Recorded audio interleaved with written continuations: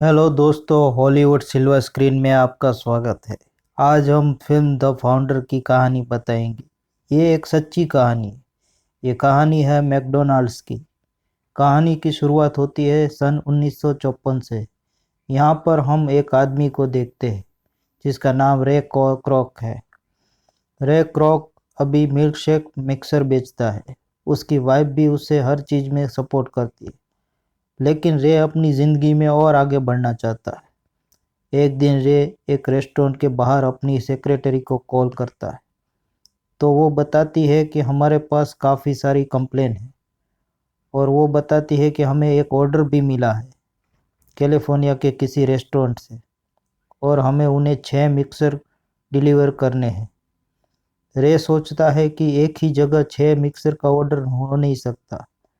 वो अपनी सेक्रेटरी से उसका नंबर लेता है और वो उनको कॉल करता है। दूसरी तरफ रे की बात होती है डिक से। रे उसे मिक्सर के बारे में पूछता है। आपने गलती से 6 मिक्सर का ऑर्डर दिया है। जवाब में डिक कहता है कि हाँ, हमसे गलती हो गई है। दरअसल हमें 6 नहीं 8 मिक्सर चाहिए। ये सुनकर रे हैरान हो जाता है। रे उनका एड्रेस लेता है और उस जगह पर जाता है जहाँ पर उनका रेस्टोरेंट होता है। और जब वो वहाँ पर पहुँचता है तो वो देखता है कि उनकी रेस्टोरेंट के बाहर एक लंबी लाइन होती है, लेकिन बहुत ही जल्द उसका नंबर आ जाता है। और जब वो अपना ऑर्डर देता है तो कुछ ही सेकंड में उसका ऑर्डर उसे मिल जाता है। ये देखकर रे हैरान होता है, क्योंकि इतनी जल्दी कोई भी ऑर्डर डिलीवर नहीं करता। रे अपना फूड लेकर वो एक बेंच पर अपना खाना शुरू करता है। तभी एक आदमी सफाई करता हुआ आता है। वो पूछता है कि आपको बर्गर कैसा लगा। रे कहता है कि काफ़ी अच्छा। वो आदमी कहता है कि मैं यहाँ का ओनर हूँ, मेरा नाम है मैकडोनाल्ड। रे उसे अपना कार्ड देता है। वो आदमी रे को पहचान लेता है। इसके बाद वो रे को रेस्टोरेंट के अंदर ले जाता है। रे को उनके काम करने का तरीका बहुत अच्छा लगता है। रे उन दोनों भाइयों को डिनर पर ले जाता है। रे उनकी कहानी जानना चाहता है, कैसे उन्होंने ये शुरू किया। मैक रे को बताता है कि जब हम छोटे थे, हमारे शहर में नौकरी ना होने के कारण हम हॉलीवुड आ गए। हमने आर्कडिया शहर में हॉट डॉग और ऑरेंज जूस बेचने का बिजनेस शुरू कर दिया। बाद में हमने दूसरे शहर में अपना रेस्टोरेंट शुरू किया। 1940 में मैकडोनाल्ड नाम से रेस्टोरेंट चालू किया। शुरू में काफ़ी अच्छा चलता था, लेकिन धीरे धीरे लोगों की भीड़ कम होने लगी। इसका सबसे बड़ा कारण ये था कि लोग जो भी ऑर्डर देते थे उसे पूरा करने में काफ़ी वक्त लगता, जिससे कस्टमर को इंतज़ार करना पड़ता। लोग इंतज़ार इसलिए नहीं करते थे क्योंकि ये एक ड्राइव इन रेस्टोरेंट था। डिक रे को बताता है कि उस वक्त उनके मेनू में 27 आइटम थी, लेकिन बाद में डिक देखता है कि उनकी 87% बिक्री सिर्फ 3 चीज़ों की है: बर्गर, फ्रेंच फ्राई और सॉफ्ट ड्रिंक। और हमने सारी पेपर पैकेजिंग शुरू कर दी, सेल्फ सर्विस भी शुरू कर दी।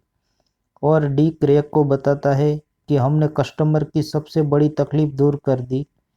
उन्होंने कस्टमर का ऑर्डर 30 सेकंड में पूरा करने का सोचा था। इसलिए हम टेनिस कोर्ट पर गए, वहाँ पर हमारा किचन रीडिज़ाइन किया। वहाँ पर हमने एम्प्लॉय को प्रैक्टिस करवाई। इसमें हम कामयाब हो गए। इससे दुनिया का पहला सबसे फास्ट रेस्टोरेंट, सबसे फास्ट किचन तैयार हो गया। उनकी पूरी कहानी सुनने के बाद रे क्रॉक वहाँ से चला जाता है और अगली सुबह वो उनके पास दोबारा आता है। वो उनसे कहता है कि हमें फ्रेंचाइजी खोलनी चाहिए। तब मैक उसे बताता है कि हमारे पास 5 फ्रेंचाइजी है। वो कहते हैं कि हम 50 घटिया रेस्टोरेंट खोलने से अच्छा है कि हम एक रेस्टोरेंट पर ज़्यादा ध्यान। वहाँ पर दीवार पर एक खूबसूरत रेस्टोरेंट की तस्वीर लगी होती। रे पूछता है, ये क्या है। मैक बताता है कि ये हमारा कॉन्सेप्ट है और फिनिक्स में हमारा एक ऐसा ही रेस्टोरेंट है। इसके बाद रे फिनिक्स जाता है और वह उस रेस्टोरेंट को देखता है, और उसे देखने के बाद वो उसे बहुत इम्प्रेस होता है, क्योंकि ये एक अनोखा आइडिया होता है।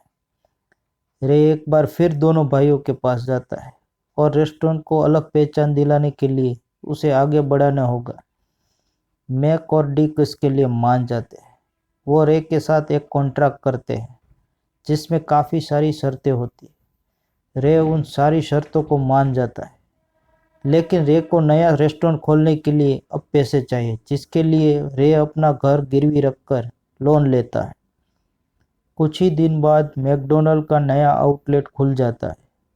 इसके बाद रे अपने दोस्तों के मैकडॉनल्ड की रेस्टोरेंट दिलवाता है। एक महीने में मैकडॉनल्ड के 3 रेस्टोरेंट खुल जाते हैं, लेकिन उनके काम करने के तरीके से रे खुश नहीं होता। इसलिए रे अपनी खुद की एक टीम बनाता है। इसके बाद रे एक काम आदमी से मिलता है जो एक फेमस रेस्टोरेंट का ओनर है। वो मैकडॉनल्ड के कॉन्सेप्ट से प्रभावित होता है। वो भी एक फ्रेंचाइजी लेना चाहता है। उसकी पत्नी जॉन को देखकर रे अट्रैक्ट हो जाता है। एक साल में इतने सारे रेस्टोरेंट खुलने के बावजूद रे को पैसों कम मिलते हैं। इसलिए रे मैक और डिक से कॉन्ट्रैक्ट को दोबारा बनाने की बात कहता है, लेकिन वो इस बात के लिए मना कर देते। दूसरी तरफ बैंक की किस्त न भरने की वजह से रे को बैंक से कॉल आता है। इससे परेशान होकर रे रॉली और जॉन से मिलने जाता है। वो बताते हैं कि मिल्कशेक बनाकर रखने वाले रेफ्रिजरेटर्स का बिल ज़्यादा आता है, इसलिए वो पाउडर मिल्कशेक बनाने के लिए कहते हैं। इससे सभी मैकडॉनल्ड का बिजली का बिल आधा हो जाएगा। रे ये सारी बातें मैक और डिक को बताता है, लेकिन वो साफ मना कर देते हैं। इसके बाद रे बैंक में जाता है ताकि उसे कुछ और समय मिल जाए।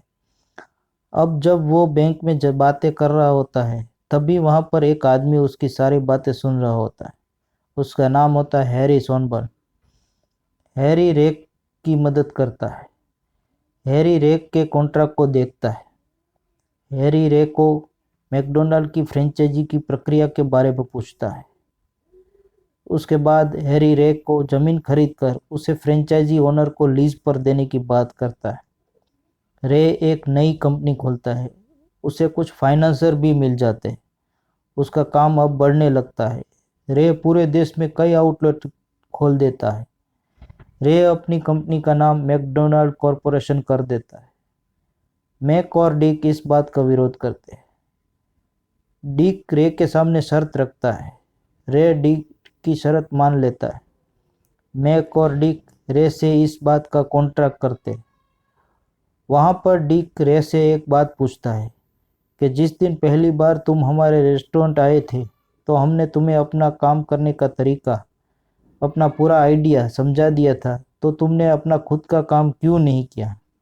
रे बोलता है कि कामयाबी इस रेस्टोरेंट और इस आइडिया में नहीं है, बल्कि इसके नाम में है, मैकडॉनल्ड। रे मैकडॉनल्ड को ये भी बोलता है कि जिस दिन पहली बार मैंने इस नाम को तुम्हारे रेस्टोरेंट के ऊपर देखा था, मुझे लगा था ये नाम मेरा होना चाहिए, और आज ये मेरा है। ये कहकर रे वहाँ से चला जाता है और इसके बाद इन दोनों भाइयों को उस नाम से अलग कर दिया जाता है। अंत में रे जॉन से शादी कर लेता है। फिल्म यहाँ पर ख़त्म हो जाती है। अगर आपको मेरा ये वीडियो पसंद आया हो तो इसे लाइक, शेयर और कमेंट करें, और मेरे चैनल को सब्सक्राइब करना ना भूलें।